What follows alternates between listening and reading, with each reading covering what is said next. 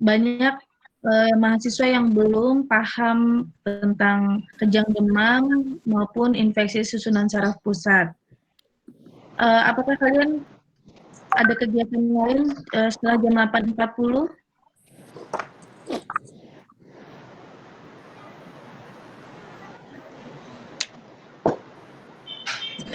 Maaf dok, izin menjawab, untuk pukul 10.20 ada jadwal kosong dok. Ya, nanti kalau misalnya saya juga tidak ada kegiatan, nanti saya akan isi untuk menjelaskan mengenai kejang demam dan infeksi susunan saraf pusat. Oh iya baik dok, apabila dokter berkenan maka akan dipersiapkan jam 10.20-nya untuk dokter. Ya, baik. Untuk menyingkat waktu, tadi saya sudah memberikan materinya, bisa di-share? Sudah dokter, sudah di-share ke angkatan. Iya. Tapi kok nggak tampak di saya?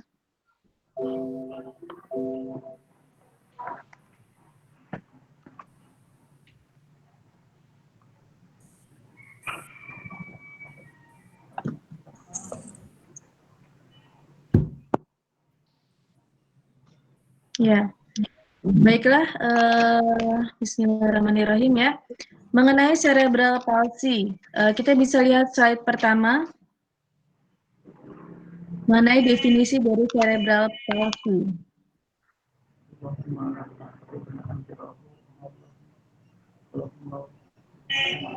Ya. Kita bisa lihat dari definisi ini ya, menurut suatu jurnal gitu ya, bahwa cerebral palsy adalah suatu kelompok ya, kelompok kelainan yang bersifat menetap. Ya, kelainan apa? Kelainannya itu meliputi gerak dan postur.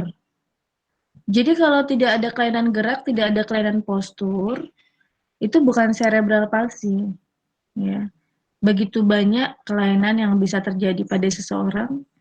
Cerebral palsy adalah kelainan ya kelompok. Kelompok itu artinya lebih dari satu. Ya, kelainan yang meliputi kelainan gerak dan postur. Jadi nanti gerakannya menjadi terbatas atau kelainan, posturnya juga demikian. Postur itu adalah posisi tubuh seseorang, ya. Di mana akibat kelainan itu menyebabkan terbatasnya aktivitas, ya. Karena gerakannya mengalami kelainan, posturnya juga, akhirnya aktivitas dia menjadi terbatas. Derajatnya bisa ringan sampai berat. Akan tetapi kelainan ini tidak bersifat progresif. Jadi kalau sifatnya itu progresif, artinya awalnya anak ini mengalami kesemutan misalnya di kaki. Lalu nanti besoknya bukan hanya kesemutan tapi sudah mulai tidak bisa digerakkan gitu. Kakinya, yang satu misalnya yang kanan misalnya. Akhirnya nanti dia lagi, yang kiri lagi, sama, kesemutan terus tidak bisa digerakkan. Akhirnya tidak bisa jalan. Itu artinya progresif. Progresif itu artinya bertambah, gitu loh. Yang tadinya kesemutan, terus kakinya lemas, terus sampai tidak bisa digerakkan, sampai tidak bisa jalan. Kalau cerebral palsy tidak progresif. Kalau dia itu kesemutan, kesemutan aja. Kalau dia tidak bisa jalan, langsung tidak bisa jalan aja. Gitu. Kalau dia lemah, ya, maksudnya misalnya kakinya masih bisa jalan, udah nggak bisa jalan tapi masih bisa digerakkan, ya sudah, dia tidak bertambah menjadi tidak bisa digerakkan gitu. Itu maksudnya non progresif. Ada satu syarat lagi yaitu terjadi di masa pertumbuhan ya otak seorang anak. Jadi kalau misalnya kejadiannya itu tidak di masa pertumbuhan, itu bukan cerebral palsy. Pertumbuhan itu dianggap dimulai sejak dalam kandungan, ya, sampai sekitar usia 4 tahun. Makanya ada salah satu juga yang mengatakan, salah satu literatur yang mengatakan bahwa kita baru bisa bilang ya setelah seseorang anak itu cerebral palsy setelah di atas 4 tahun. Gitu. Karena kita belum tahu nih kalau di bawah 4 tahun misalnya itu masih pertumbuhan ya otaknya, apakah dia nanti akan permanen atau tidak? Ya gitu. Slide.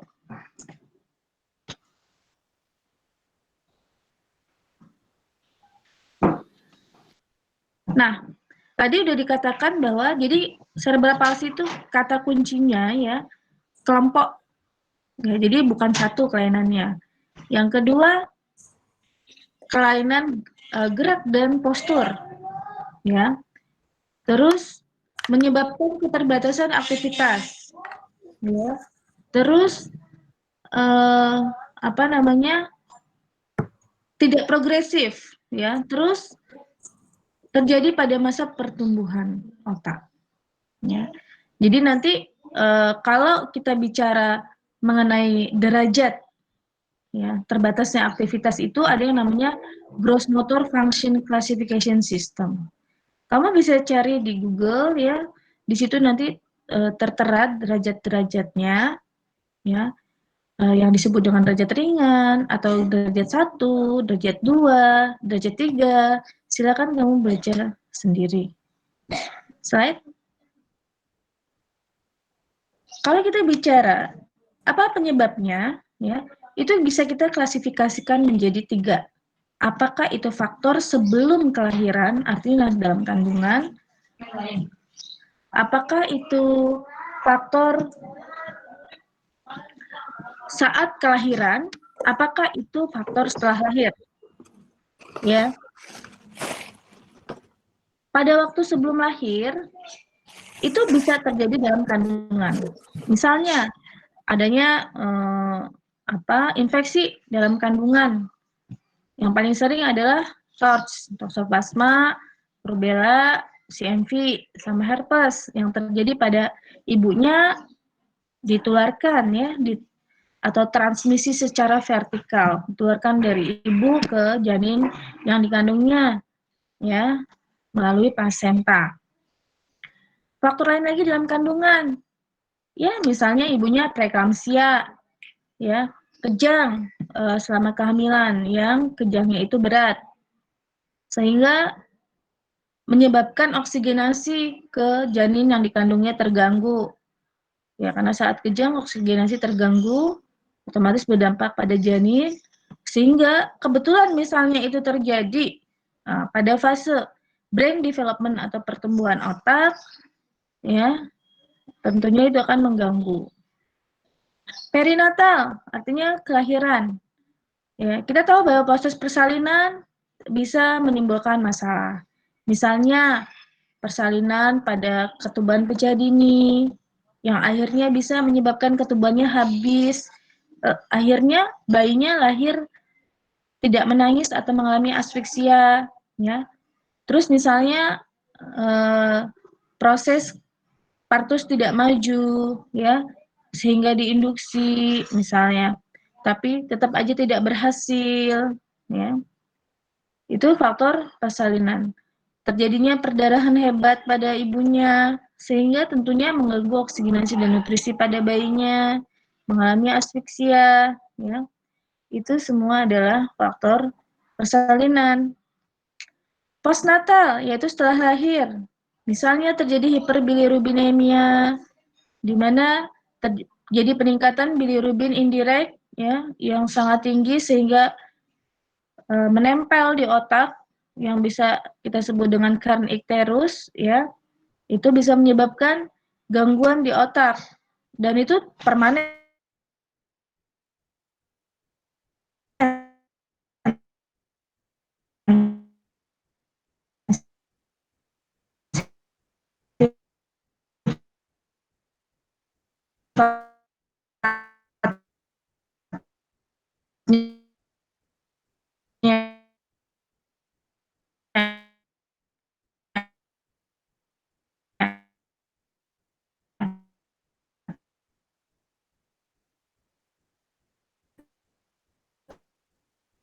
Apa namanya masalah-masalah atau cerebral palsy, ya. Slide. Nah, kalau kita bicara klasifikasi, ya, berdasarkan defisit motorik, artinya gangguan dari motorik itu maksudnya gerakan. Tadi kan kita bicara bahwa cerebral palsy adalah kelainan, ya, yang grup, ya, kelompok kelainan yang meliputi gerak dan apa namanya tadi, postur. Nah, itu kita bagi, ya, baik itu postur, baik itu gerak, ini kita bagi menjadi spastik, korea atetotik, ataksik, distonik, dan kombinasi. Ya, kombinasi misalnya 2 dari 4 ini, ya, atau 3, ya. Nah, untuk mengetahui bagaimana spastik, bagaimana korea atetotik, ataksik maupun distonik, sebaiknya kamu membuka video, cari ya di Google. Karena kalau misalnya dinarasikan atau dibahasakan gitu, itu sangat sulit dipahami spastik itu yang kayak mana. Karena ini baiknya didemonstrasikan gitu ya. Slide. Nah, kalau tadi berdasarkan jenisnya, kalau ini berdasarkan topografi atau distribusi, ya, kelemahan anggota geraknya. Jadi ini klasifikasi juga. Kalau tadi berdasarkan jenisnya, kalau ini berdasarkan topografi atau distribusi kelemahan anggota geraknya. Ada yang monoparesis, ada yang hemiparesis, ada yang diplegi, ada yang triplegi, ada yang tetraparesis, ada yang total body involvement. Jadi, paresis itu artinya ini ya, kelemahan. Kalau plegi artinya sudah lumpuh. Artinya kalau derajatnya kita derajatkan gitu ya, kekuatannya, atau ya, kalau kita pemeriksaan neurologi itu kan kita bisa derajatkan kekuatan 1 sampai 5 skalanya. Kalau yang apa namanya, plegi itu di bawah 1 bahkan, 0. Dia nggak bisa diapa-apakan sama sekali. Artinya tidak ada gerakan, bahkan kontraksi otot aja tidak ada. Ya, otot aja tidak berkontraksi kalau kita lakukan pemeriksaan neurologi. Kalau misalnya paresis itu masih lemah, kita skalakan 1 sampai 5. Ya. Nah, itu kalian belajar apa itu skala 1, apa itu nilai 1, apa itu nilai 2, 3, ya. Nah, jadi pemeriksaan neurologi itu harus kalian pelajari. Saya rasa itu ada materinya, bisa dibaca di jurnal. Saya juga buat buku ya, bukan saya lagi promosi buku saya, kamu harus beli, bukan, jangan disalahartikan. Saya sudah buat buku mengenai pemeriksaan neurologi. Ya, jadi kamu bisa cari buku itu ya, bisa baca ya, tidak harus beli ya. Di situ bisa bagaimana kalau misalnya kamu mau tahu ya, bagaimana cara melakukan pemeriksaan kekuatan. Nah, kalau kita lihat contohnya ya, kalau misalnya kita lihat nih, hemiplegi di gambar ini yang di tengah, ya, itu kita lihat bahwa kelumpuhannya, pleginya itu separuh badan, ya, kalau kita lihat topografinya, sesisi, ya, kalau kita belah badan kita ini secara simetris, menjadi sisi kanan dan kiri, gitu. Nah, kalau itu sesisi, itu namanya hemiplegi, kalau dia lumpuh total. Kalau dia kelemahan, hemiparesis, gitu ya. Kalau yang dimaksud dengan diplegi, ya, itu kelumpuhan atau kalau ke plegi berarti kelumpuhan. Kelumpuhannya berarti sesisi kanan, sesisi kiri, gitu. Apa bedanya dengan kuadriplegi, ya? Jadi kalau misalnya kuadriplegi itu bisa jadi, ya, topografinya itu kita bagi menjadi tungkai-tungkai, gitu loh. Tapi kalau misalnya, maksudnya sisi-sisinya itu kanan kiri kayak gitu ya. Tapi kalau misalnya diplegi, itu kita bagi menjadi atas bawah, terus nanti tungkainya, atau atas bawah, terus lengannya, gitu. Jadi di plegi itu misalnya tuh, itu kan yang yang diberi oranye itu, kalau di plegi itu kan yang kita bagi menjadi atas bawah dulu, ya. Tapi bisa juga yang diberi oranye itu nanti lengan-lengan kanan kirinya, gitu. Itu namanya diplegi. Nah, kalau quadriplegi, itu empat-empatnya, ya. Lengan kanan kiri, tungkai kanan kiri, gitu. Jadi ilustrasinya kurang lebihnya seperti itu, ya. Kalau tri, 3 aja, ya. Lengan 1, tungkainya 2 yang kena, atau lengan 2, tungkainya 1 yang kena, ya. Gitu. Kalau mono 1 aja, ya, apakah lengan saja, apakah tungkai saja, apa yang kanan saja, apa yang kiri saja, ya.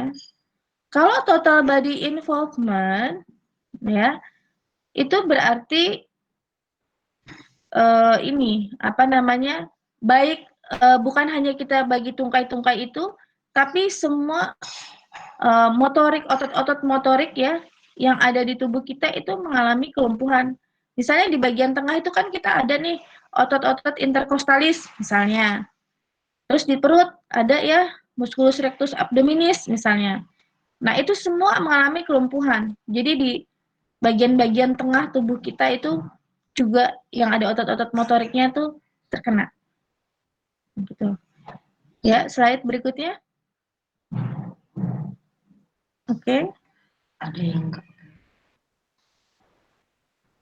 nggak apa-apa. Nah, ini adalah definisinya, ya, distribusinya, ya, menjelaskan yang tadi, ya, gitu. Kita bisa lihat contohnya nih, monoplegi itu hanya 1 tungkai, ya, jarang terjadinya. Kalau di plegi, ya, itu LL itu lower limb, gitu ya, UL itu upper limb, gitu ya. Kena tuh upper dan lower limb-nya, tungkai atas dan bawahnya, ya. Bagaimana dengan kecerdasannya masih baik biasanya, ya. Itu biasanya terjadi pada bayi-bayi prematur. Ini maksudnya biasanya atau kebanyakannya, ya. Kalau hemiplegi, ya, biasanya namanya juga hemi, ya, sesisi tadi. Lebih sering pada upper limb, ya, tungkai atas dibandingkan tungkai bawah. 33%-nya mengalami kejang, biasanya pasien tersebut, ya. Dan 50%-nya retardasi mental. Retardasi mental itu artinya keterbelakangan mental yang dinilai dengan intelligent quotient atau IQ. Jadi kita harus ada penilaian, dan penilaian IQ itu nggak boleh buru-buru, ya. Paling cepat itu di usia 5 tahun. Jadi kita nggak boleh langsung bilang seorang anak itu retardasi mental kalau masih usia 1 tahun, 2 tahun, ya. Slide. Ini adalah derajat keparahan. Ya, tadi kita udah bilang, udah katakan. Ada juga kan kalau yang saya bilang tadi gross motor function classification tuh, itu ada klasifikasi tersendiri, ya. Tapi ini ada juga klasifikasi berdasarkan derajat keparahan. Jadi jangan bingung kok banyak sekali klasifikasi, ya memang banyak. Kan tergantung kita mengklasifikasikan sesuatu berdasarkan apa. Ada yang ringan, ringan tuh tidak perlu pengobatan, ya. Bisa berbahasa, berbicara dengan baik, tanpa ambulasi itu artinya kegiatan hari-hari tanpa alat bantu. Artinya anak ini cukup mandiri. Mungkin mirip-mirip anak normal saja, nggak ada apa-apa. Sedang, perlu pengobatan, ya, maksudnya tata laksana dengan medikamentosa atau farmakologi. Kegiatan hari-hari dan bicara tidak adekuat. Tentunya dengan kondisi seperti ini pasti memerlukan alat bantu. Ya. Kalau dia mengenai saraf pendengaran, akhirnya terganggu bicaranya, alat bantunya berupa alat bantu dengar. Kalau derajatnya masih ringan sampai sedang. Kalau derajatnya berat, alat bantu dengar juga tidak bisa membantu. Ya, kegiatan hari-hari mungkin saja dia dibantu dalam hal kegiatan yang berat, gitu. Tapi kalau yang masih misalnya kayak sikat gigi, ya, terus misalnya minum, ya, cangkir sudah diambilin, misalnya minum sendiri. Tapi kalau dia mengambil cangkir sendiri, terus naruh minum sendiri, apalagi misalnya dia membuat teh sendiri, misalnya dia nggak bisa, misalnya. Tapi ketika cangkir itu sudah berisi air, disodorkan ke dia bisa ambil sendiri. Artinya masih bisa melakukan dengan aktivitas yang ringan, gitu. Misalnya suruh mandi sendiri mungkin nggak bisa, ya. Buka baju sendiri mungkin bisa, pakai baju mungkin harus dibantu. Misalnya seperti itu ya.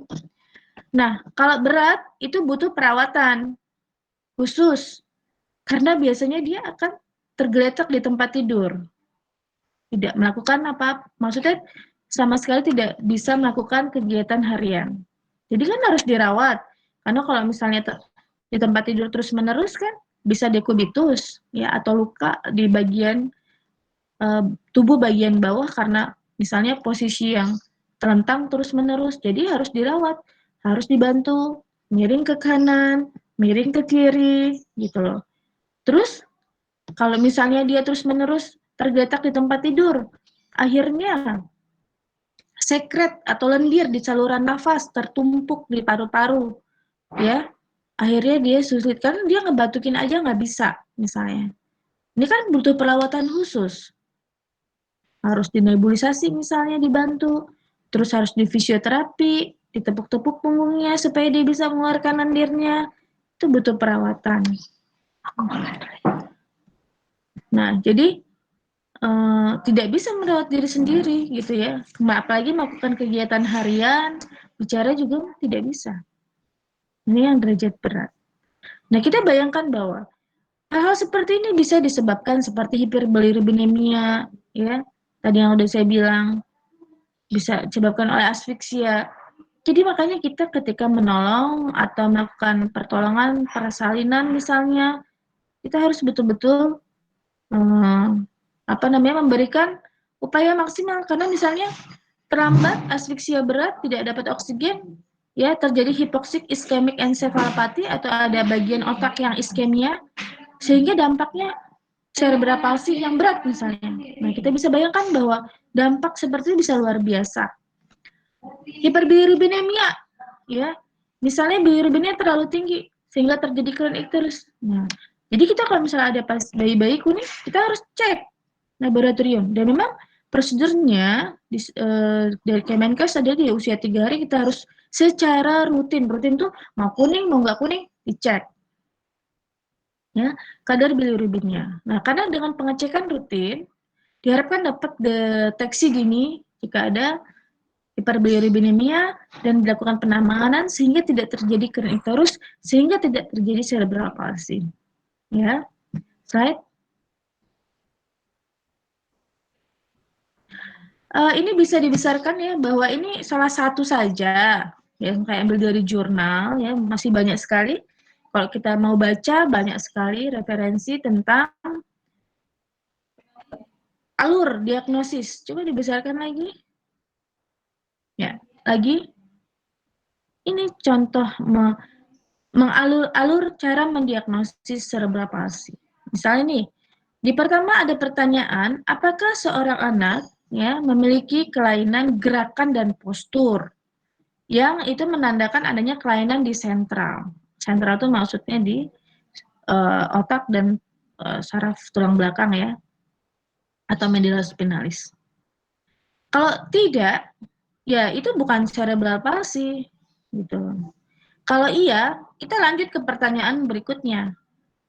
Apakah anak itu memiliki kelainan dalam motoriknya atau gerakannya?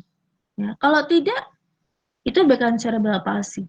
Kalau iya, kita lanjut ke pertanyaan berikutnya. Apakah kondisi itu progresif? Ya, kalau tidak, kita lanjut ke pertanyaan berikutnya.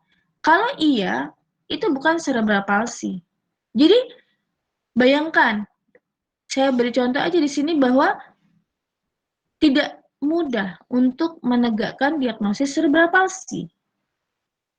Ya, kita tidak punya pemeriksaan penunjang untuk memastikan diagnosis cerebral palsy. Jadi kita pakai algoritma ini namanya tahap-tahap yang berisi pertanyaan yang membantu kita untuk menegakkan diagnosis. Bagaimana dengan pemeriksaan seperti MRI, CT scan, ya, EEG misalnya? Ya itu bisa untuk biasanya mencari kausa atau etiologinya, bukan untuk memastikan ini cerebral palsy apa bukan. Jadi kita tidak ada pemeriksaan penunjang untuk menegakkan diagnosisnya, makanya kita pakai alur seperti ini. Gitu. Kita lanjutkan tuh misalnya, apakah misalnya iya tuh ya, tidak, apakah anak ini paling tidak berusia 4 tahun ketika diperiksa ya oleh kita gitu. Jika tidak, kalau misalnya anaknya masih hidup, ya, maka kita akan mengevaluasi lagi, ya, setelah usia 4 tahun. Ya. Tapi kalau misalnya iya, setelah anak ini 4 tahun, ya, kita lanjutkan pemeriksaan. Ini yang saya bilang tadi bahwa untuk memastikan diagnosis cerebral palsy, paling tidak anak ini harus usia 4 tahun. Kalau belum, tunggu. Setelah 4 tahun, akses lagi, nilai ulang lagi. Karena artinya kita tidak bisa menegakkan diagnosis ini, cerebral palsy ini di bawah usia 4 tahun. Ya, oke, slide berikutnya. Ya, masih ini ya. Nah, jika misalnya dia sudah 4 tahun, does the child, ya apakah seorang anak memiliki kelainan yang kemungkinan disebabkan kelainan kromosom. Ya. Kalau iya, kita cek lagi kriteria-kriteria cerebral palsy. Jadi, kelainan kromosom itu ya bisa memang menyebabkan cerebral palsy. Maksudnya ini kita sudah masuk di pertanyaan yang does the child have a syndrome or brain anomaly or chromosome abnormality, ya. Jadi itu untuk sudah pada tahap mencari kausanya, gitu ya. Kalau iya, ya cek. Kalau iya, oh iya jadi ada kelainan otak, oh iya ada kelainan kromosom. Oke, ini adalah kausanya. Cek lagi tapi sekali lagi dicek lagi, memenuhi nggak kriteria cerebral palsy, gitu loh. Ya. Nah, terus kalau misalnya iya memenuhi kriteria cerebral palsy, ya lanjutkan pertanyaan yang mana mau menentukan tipe. Ya. Jadi algoritma ini bertahap. Tahapannya adalah dia pertanyaan-pertanyaan atas memastikan betul bahwa ini adalah cerebral palsy. Terus ada pertanyaan untuk memastikan kausanya. Ada pertanyaan selanjutnya untuk memastikan jenis cerebral palsinya. Jadi bertahap. Enggak tiba-tiba langsung kita bilang jenisnya. Kalau belum yakin bahwa ini adalah cerebral palsy. Yakinkan dulu ini cerebral palsy. Ya. Kalau iya, cari etiologinya. Setelah itu, cari tipenya apa. Slide.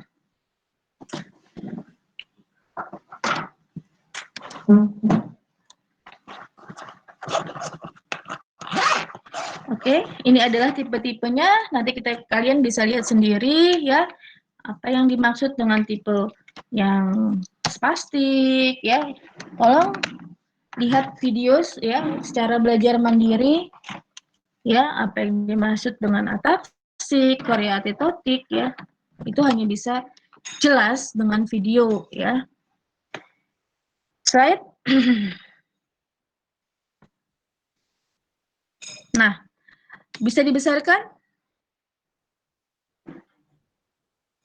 Ya. Jadi ini juga salah satu ya algoritma selain yang tadi yang bisa digunakan untuk membantu kita menegakkan diagnosis cerebral palsy, ya. Kalau kita dari anamnesis ya dan pemeriksaan fisik curiga ya bahwa anak ini adalah cerebral palsy, maka menurut algoritma ini ada 4 tahap pertama yang kita lakukan. Yang pertama, kita harus yakin, confirm ya, bahwa memang berdasarkan riwayatnya ini tidak progresif ya atau bukan penyakit degeneratif ya dari susunan saraf pusat. Jadi cerebral palsy itu tidak progresif ya, bukan kalau penyakit degeneratif itu kan progresif. Ya. Misalnya apa tuh? Parkinson misalnya. Itu kan semakin berat semakin hari. Orang-orangnya semakin lupa. Awalnya lupa sama orang-orang jauh. Nanti berikutnya dia akan lupa dengan bahkan orang-orang terdekatnya. Jadi penyakit degeneratif itu kita tidak kategorikan sebagai cerebral palsy. Walaupun di situ nanti ada kelumpuhan misalnya, ada gangguan bicara, ada gangguan motorik misalnya. Ya kelumpuhan itu salah satu gangguan motorik. Tapi karena dia sifatnya progresif, ya tidak masuk dalam cerebral palsy. Yang kedua, jadi meyakinkan lagi ya bahwa pemeriksaan fisik yang kita lakukan ya tampilannya pemeriksaan fisik yang kita dapatkan memang mendukung kelainan cerebral palsy. Mendukung kelainan cerebral palsy itu yang seperti apa? Ya postur, ada gangguan postur, ada gangguan motorik. Kita lihat dari tadi pemeriksaan neurologi. Ya. Yang ketiga, kita klasifikasikan tipenya. Apakah yang quadriplegi, apakah hemi, ya berdasarkan topografinya, gitu ya. Terus klasifikasi yang berdasarkan tipenya. Apakah tadi atasik, ya, distoni, koreatetotik, misalnya. Lalu yang keempat adalah pemeriksaan yang berhubungan dengan kondisi tersebut. Pemeriksaan yang berhubungan, bukan pemeriksaan untuk menegakkan diagnosis. Ya. Apa misalnya pemeriksaan yang berhubungan tuh pemeriksaan perkembangan. Ya anak cerebral palsy perkembangannya pasti tidak sesuai dengan usianya. Kita tahu pemeriksaan perkembangan bisa kita lakukan dari yang sangat sederhana dengan misalnya KPSP, ya itu bisa dilakukan oleh orang-orang tua secara mandiri ataupun oleh tenaga kesehatan dengan dalam hal ini dokter anak dengan Denver misalnya, ya gitu. Terus untuk retardasi mental kita periksa dengan pemeriksaan IQ, ya bisa dilakukan oleh psikolog atau psikiatri, ya. Lalu pemeriksaan oftalmologi atau pemeriksaan mata dan pemeriksaan pendengaran, ya.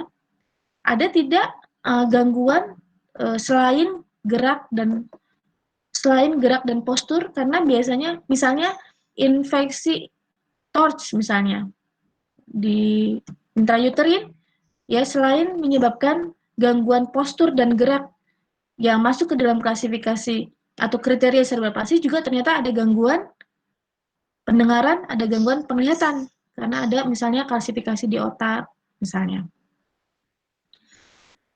Pemeriksaan bahasa, perkembangan bahasa dengan alat-alat khusus ini dilakukan oleh dokter spesialis anak konsultan ya itu. Terus pemeriksaan gangguan menelan ya atau gangguan makan ya. Pemeriksaan lain misalnya kalau ada kejang kita periksa EEG untuk melihat gelombang epileptikus ya gitu. Slide. Maksudnya ke bawah ya. Ya. Stop. Apakah pemeriksaan atau neuroimaging ya, pemeriksaan pencitraan ataupun pemeriksaan laboratorium itu bisa ya memberikan informasi kepada kita etiologi atau penyebab dari cerebral palsy gitu.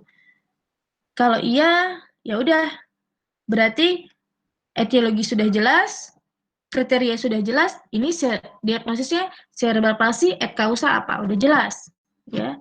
Tapi kalau misalnya belum jelas apa penyebabnya, cari lagi. Kita bisa melakukan MRI atau CT scan.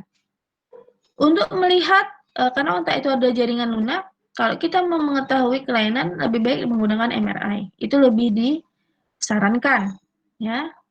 Cuman harganya memang lebih mahal, ya. Ya, kita lihat apakah ada abnormalitas pada MRI, ya.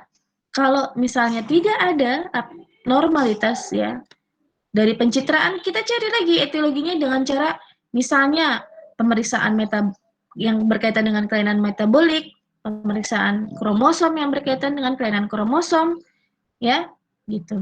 Atau riwayat keluarga. Karena ini juga bisa ada faktor genetik meskipun ini masih dalam penelitian. Kalau ada abnormalitas ya di MRI-nya gitu ya, maka mampu nggak itu menunjukkan ya bahwa memang ini abnormalitas ini sebagai penyebab dari cerebral palsinya. Artinya kita memastikan dulu abnormalitas macam apa gitu yang kita dapatkan, yang sehingga kita yakin bahwa ini adalah penyebab dari cerebral palsinya gitu ya. Karena ini kan kita mau cari etiologi. Slide. Ya. Terapinya ini kita harus bekerja sama atau multidisiplin ya. Kita bekerja sama dengan rehabilitasi medik, bekerja sama dengan dokter THT kalau misalnya ada gangguan pendengaran, bekerja sama dengan misalnya psikolog kalau ada gangguan retardasi mental ya dan lain-lain. Jadi kita harus bekerja sama. Kita dalam ini maksudnya dokter anak tidak bisa menangani sendiri. Ya. Slide. Ya, saya rasa itu untuk pertemuan kita kali ini adalah slide berikutnya itu adalah diferensial diagnosis ya untuk cerebral palsy ya bisa ini tabel ini menunjukkan kelainan-kelainan metabolik yang bisa menyebabkan pada akhirnya cerebral palsy. Ya. Jadi kelainan-kelainan apa sih? Bisa kelainan organik, ya kelainan metabolik seperti ini, kelainan kromosom banyak sekali ya yang bisa menyebabkan cerebral palsy. Saya rasa itu untuk materi hari ini ya. Kalau misalnya ada pertanyaan kita bisa sambung nanti di jam 10.20 ya. Terima kasih untuk kuliah ini nanti kita insya Allah jam 10.20 kita mulai penjelasan mengenai kejang demam dan infeksi susunan saraf pusat. Sekaligus kalau ada pertanyaan nanti ya.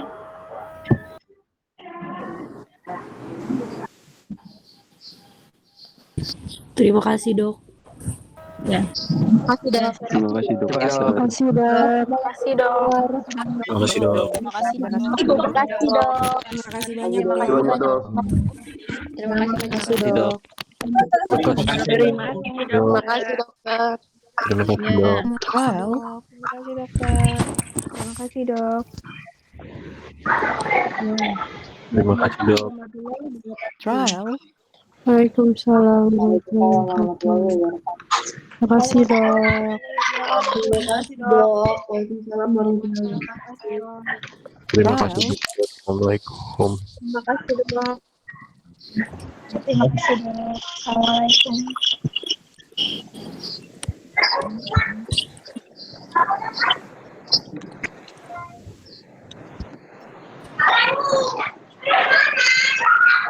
Terima kasih, Dok. Foto, kamera.